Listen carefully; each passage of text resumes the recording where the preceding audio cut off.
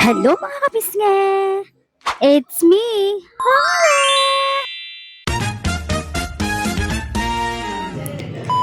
Ngayong araw nga, isamahan nyo kami pumunta sa Casa Rosalinda dahil isusurprise natin si Nanay.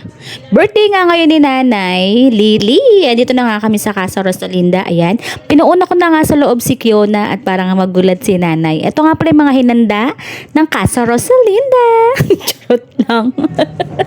Akala nga ni Nanay hindi kayo makakapunta kasi nga may work ako. Hindi, surprise. Nagulat nga si Nanay dyan. Sinabi ko nga kay Madam, kukuha na ako ng pagkain at ako'y gutom na din. Ang dami ng handa ni Nanay. Ang luto nila.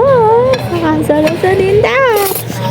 Joke lang. Grabe mga kapis nga, napakasarap kumain dito naman talaga sa Casa Rosalinda dahil iba't iba ang makikita mong mga putahe dito dahil at saka masarap din dahil masarap din talaga ang mga pagkain dito kaya binabalik-balikan namin. Maiba naman nga para sa Casa Rosalinda, mura nga lang pala dito, nasa 300 plus. Ang sarap din ng mga pagkain, may lechon or ano pang putahe ang gusto mo ay meron dito. Sarap talaga, promise. Let's go na! Samahan nyo kami kumain.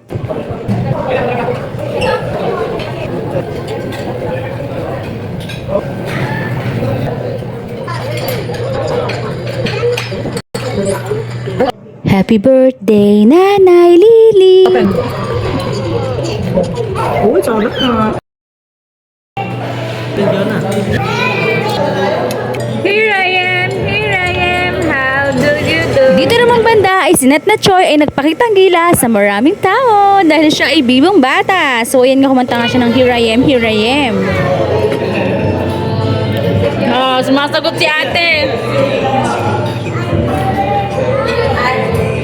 Lahat pa lang. Dito sa part na to ay niloloko namin si Nani na siya magbabayad ng bill. Resibo. O bakit? Di ba pag binigay yung resibo, bayad na? Hindi pa. Nagpa-discount. Pag binigay na sa'yo yung pakabog ka. Yung mahaba. Ba nag-aya dito? Dinala na ako dito eh. Parang prank yun. Nalaman na nga ni Nanay. Ayan, na-prank na nga lang yon kasi bayad na yan ni JV. Yun lang mga kapis. Happy birthday, Nanay Lily.